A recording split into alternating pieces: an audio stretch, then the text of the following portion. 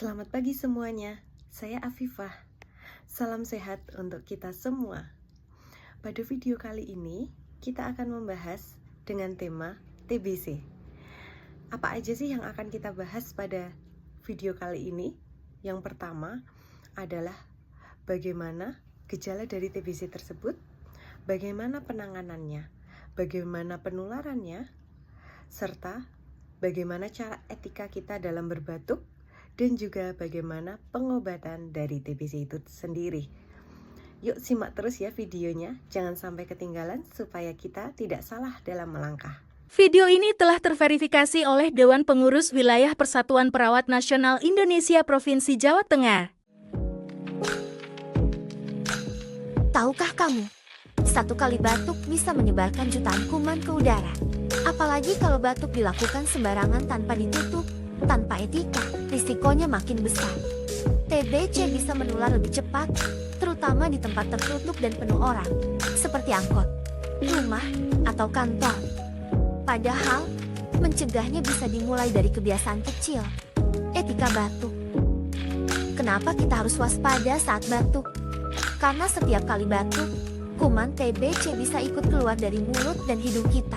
Kuman TBC berukuran sangat kecil, bahkan tidak terlihat oleh mata. Ia bisa melayang di udara selama berjam-jam, terutama di ruangan tertutup yang sirkulasinya buruk. Kalau terhirup orang lain, apalagi yang daya tahan tubuhnya lemah, kuman ini bisa menyebabkan infeksi TBC. Bayangkan satu orang batuk di dalam angkot atau ruang kelas, dan tidak menutup mulut. Orang-orang di sekitarnya bisa ikut terpapar bahkan tanpa mereka sadari. Itulah kenapa batuk sembarangan itu berbahaya dan bisa merugikan banyak orang. Untungnya, mencegah penularan TBC dari batuk itu mudah dan bisa dilakukan siapa saja. Cukup ikuti etika batuk yang benar berikut ini. Pertama, tutup mulut dan hidung saat batuk atau bersin. Kedua, segera buang tisu ke tempat sampah yang tertutup. Ketiga, cuci tangan setelah batuk atau bersin.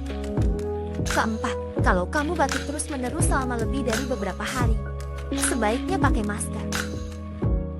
Etika batuk tanda kita peduli. Peduli dengan kesehatan diri sendiri dan peduli dengan orang lain di sekitar. Kalau kamu batuk terus-menerus lebih dari 2 minggu, apalagi disertai sesak napas atau demam, segera periksa.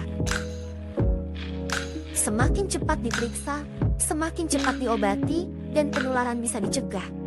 Satu gerakan kecil dari kita bisa menghentikan penyebaran TBC yang besar. Yuk, biasakan etika batuk, dan jadi bagian dari solusi. Terima kasih, dan semoga bermanfaat.